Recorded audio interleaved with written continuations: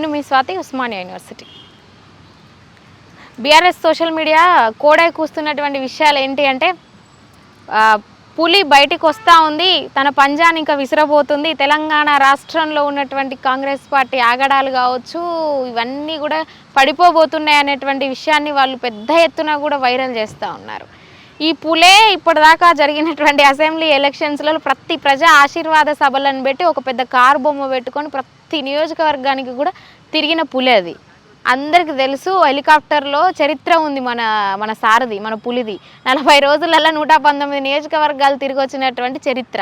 ఏం జరిగింది? వద్దని చెప్పే నిద్రపుచ్చిరా పులిని. నిద్రపుచ్చ అంటే ఇప్పుడు మొత్తం సత్తువ చచ్చిపోయిన పులి అది. ఆ పులిని ఇంకా మీరు ఇది చేసి ఇంజక్షన్లు వేసి ట్రీట్మెంట్ చేసి బయటికి పంపాల్సినటువంటి అవసరం తెలంగాణ రాష్ట్రానికి లేదు. రాష్ట్రంలో ఉన్న ప్రజలకు అంత గత్యంతరం ఇంకేం పట్టలేదు. ఇప్పటివరకు పట్టిన దరిద్రాన్ని వదిలించుకునేటువంటి ఫీలింగ్లో ఉన్నారు. ఆ ఫీలింగ్ను మళ్ళీ లేపకండి. మీ ఇంటిల్లిపాది మొత్తం డ్రామా స్కిట్లు మీది. అన్ని మీకంటే ఆ జబర్దస్త్ స్కిట్లు, ఆ శ్రీదేవి డ్రామా కంపెనీ అని కొన్ని స్కిట్లు జరుగుతూ ఉంటాయి ఎంటర్టైన్మెంట్ కోసం. అవి బెటర్. ఇంత ఎంటర్టైన్మెంట్లో ఎట్లా అంటే మనుషులు చూడడానికి ఎంటర్టైన్మెంటే, మాట్లాడడానికి కూడా ఎంటర్టైన్మెంట్. మొత్తం రాజకీయాన్ని కూడా భ్రష్టు పట్టించి ఒక రాజకీయ చతురత అని ఏదైతే విషయం ఉంటుందో దాన్ని దిగజార్చుడు రాజకీయాన్ని చేసిర్రు. మీకు రాజ్యాంగాలను అని అసలు వాటి మీద అవగాహన కానీ ఉందో లేదో, లేకపోతే ఉండి కూడా మాకు అవసరమా అని చెప్పుకోవడమో, వాటిని పాటించేటువంటి నిబద్ధత లేకపోవడమో, చట్టం అన్నా కూడా న్యాయం అన్నా కూడా ఏ విషయాన్ని కూడా సొంతంగా నియంతృత్వంగా మీకు మీరు రాసుకొని నడిపించి తప్పితే ఏది లేదు. పూలొచ్చినా జింకొచ్చినా నువ్వు అమెరికా నుంచి దూకినా పెద్ద పీకేది ఏం లేదు. ప్రజలకి ఇంతకన్నా ఒరిగేది కూడా ఏం లేదు. ఇప్పటిదాకా చేసిన దురాక్రమణలు మొత్తం జనాలు చూసిర్రు. వద్దని చెప్పే కదా కాంగ్రెస్ పార్టీని తీసుకొచ్చిర్రు. మొన్న కూడా మీ బీజేపీ రఘునందన్ రావు గారు కూడా చెప్పడం జరిగింది. మీరు 2000 పింఛన్ ఇచ్చిర్రు, జనాలకి అన్ని రైతు బంధులు ఇచ్చిర్రు, మళ్ళీ మీ పేరు మోసుకొని చెప్పే ధరణి పోర్టల్ని బంగాళాఖాతంలో వేయొద్దు, మేము ధరణి పోర్టల్ కావాలని చెప్పిర్రు. ఇవన్నీ చెప్పినాక కూడా నిన్ను వద్దని అన్నాక కూడా ఇంకే మోహం పెట్టుకొని ప్రజలలోకి వచ్చి మీడియాలు పెట్టుకొని యూట్యూబ్ ఛానళ్ళు పెట్టుకొని వస్తున్నాయా? సిగ్గు అనిపిస్తలేదా? మీ మంత్రులు కూడా మళ్ళీ దానికి ఏదో నిప్పులకి ఇంత పోసి చేస్తారు కదా, ఇంకా ఆద్యం మోసినట్టు చేస్తూ ఉన్నారు. ఇది కాకుండా ఇప్పటి వరకు మీరు చెప్పిన ఈ పూలు వస్తుంది, జింక్ వస్తుంది, ఇంకోటి వస్తుంది, ఇది కాకుండా బీఆర్ఎస్ పార్టీలో నిజంగా మీరు చేయాల్సినటువంటి పోస్ట్ మార్టం ఏంటి? ఎందుకు మమ్మల్ని ప్రజలు ఓడగొట్టిరు? మేము చేసినటువంటి తప్పేంటి? మేము ఇన్ని రకాల అభివృద్ధి చేసినామనేటువంటి చిత్తశుద్ధి ఉన్నప్పుడు కాళేశ్వరం ప్రాజెక్టు మీద మీరు ఇంతవరకు చెప్పిన విధి విధానాలు ఏవీ లేవు. అప్పుడు ప్రతిపక్షంలో ఉన్నటువంటి కాంగ్రెస్ పార్టీ, ఇప్పుడు అధికారంలోకి వచ్చినటువంటి కాంగ్రెస్ పార్టీ కోడై కూస్తూ ఉంది.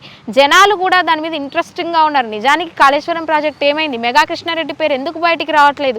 ఇప్పుడు జరిగేటువంటి ఆ మేడిగడ్డ బ్యారేజ్ ఏదైతే కుంగిపోయిందో దానికి మళ్ళీ ఎట్లా, అది ఏం చేయాలి? దాన్ని ఇప్పుడు ఎల్ఎన్టీ సంస్థ వాళ్ళు ఏమంటా ఉన్నారు? దానికి మళ్ళీ 400 నుంచి 550 కోట్ల వరకు ఖర్చు అవుతా ఉందని చెప్తున్నారు. దీని మీద ఎందుకు బయటికి రావట్లేదు? అయ్యా, కుటుంబ పాలనలు మీరు అంటున్నారని చెప్పి 22 మంది పేర్లు పట్టుకొని జిరాక్సులు తీసుకొని వచ్చిన మీరు వీటి మీద శ్వేతపత్రం ఎందుకు బయటకు తీస్తలేరు? నిజానికి తప్పులు ఉన్నాయన్నటువంటి విషయం, తప్పులు లేకుంటే బయటకు వచ్చి మాట్లాడాలి. హరీష్ రావు గారు ఒక భద్రాద్రిలో ఒక సభలో మాట్లాడుతూ ఉన్నారు. మేము ప్రగతి భవన్లో బీఆర్ఎస్ పార్టీ అధికారంలో ఉన్నప్పుడు కాంగ్రెస్ వాళ్ళు ఏం చెప్పారంటే 150 గదులు ఉన్నాయి, లోపల స్విమ్మింగ్ పూల్ ఉంది, అది ఉంది, ఇది ఉందని చెప్పారు. మొన్న పోయి నేను గట్టిగానే అరుచుకున్న అసెంబ్లీలో ఒక్కరు సమాధానం చెప్తలేదు. బట్టి విక్రమార్క గారేగా అందులో ఉండేది, ఆయన ఎందుకు మాట్లాడతలేరు? నిజంగా ఈ నిజమే అయి ఉంటే బయటకు వచ్చి మాట్లాడాలి. అంటే అది మీకు కూడా వర్తిస్తుంది కదా. నిజానికి నిజమే అయ్యి నిజం కాదు, ఈ ఆరోపణలు మాత్రమే అని ఉంటే కాళేశ్వరం ప్రాజెక్టు గురించి ఎందుకు మాట్లాడతలేరు? రైతు బంధు, ఆ ధరణి పోర్టల్ గురించి ఎందుకు మాట్లాడతలేరు? ఇవన్నీ చేసినటువంటి పనులు ఇట్లా ఉంచుకొని మీ వరకు మీరు లబ్ధి చేకూర్చుకొని రాష్ట్ర ప్రజలకి ఏదో సినిమాలు చూపించినట్టు, సీరియల్ చూపించినట్టు పూలు వస్తుంది, అది వస్తుంది, ఈ స్టేట్మెంట్ లేని వీటికి అసలు ఏమనుకోవాలి? భారతదేశంలో కానీ తెలంగాణలో రాజ్యాంగం అనేది అమలవుతుందా?